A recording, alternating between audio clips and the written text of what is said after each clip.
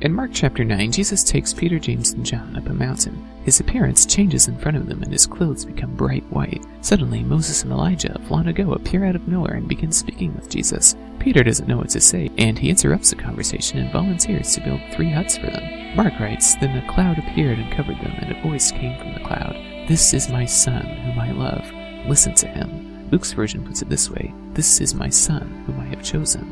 Listen to him.'" This is a direct reference to 3 different passages from the 3 different sections of the Hebrew Bible, the Torah, the Nevi'im, and Ketuvim, showing that Jesus is the focal point of all of the law, Moses, and the prophets, Elijah, and even the poets. Through the poets, God declares in Psalm 2:7, "You are my son, today I have begotten you." Through the prophets, God declares in Isaiah 42:1, "Here is my servant, whom I support, my chosen one, in whom I take pleasure." And through the law of Moses, God declares in Deuteronomy 18:15, "The Lord your God will raise up for you a prophet like me from among you, from your fellow Israelites. You must listen to him."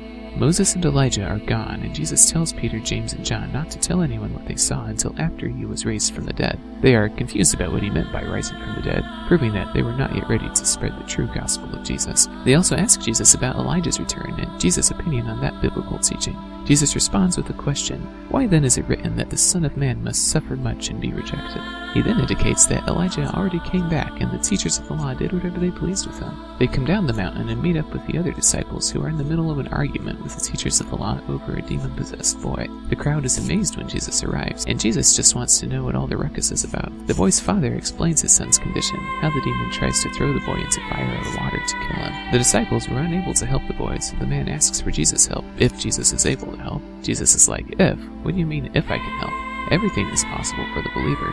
The father quickly changes his attitude, declaring, "I do believe. Help me overcome my unbelief." A crowd is running over to watch, so Jesus starts chewing out the demon, commanding it to leave and never return. The demon shrieks and violently shakes the boy and then comes out. Later, the disciples wanted to know why they couldn't drive out the demon, and Jesus tells them that this kind can only come out by prayer and fasting.